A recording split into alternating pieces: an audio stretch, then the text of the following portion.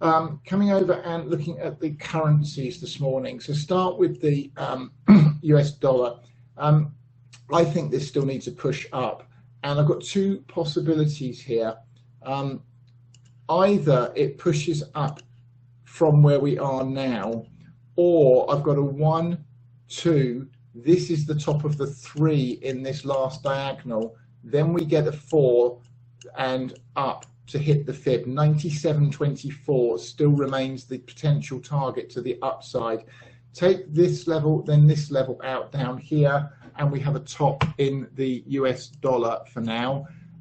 But I'm still expecting one step lower in the euro. We're starting to come up. I think we've got an A, B, and this should be the final C, up to this 138.2 to 123.6 fibs in here on the 60-minute chart.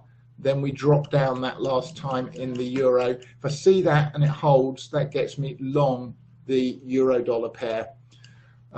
Cable, again, same thing. I think it needs this 4 and then the final drop. So, and this is looking more like a 4. This doesn't look like it's going to about to take off to the upside. It looks corrective and overlapping to the upside. So looking for a 4 to the level of the previous 4 and the 1.0 extension, then the drop down here to 124.23 to finish that off. US dollar Japanese yen is coming back a bit deeper than I would have liked before we get on with this C of 3 up to 116.80. But if I come down and show you that in the hourly time frame, yeah, I think we're getting an A, B, C. I suspect that may go and we come one step lower. 109.28 would be the level we'd come down to, then up in US dollar Japanese yen if we take out this low over here at 110.11.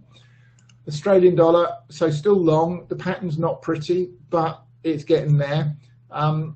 And we've got to take this level out next, here up at 73.68, then this here at 74.53. So stops at the low that we made earlier this week.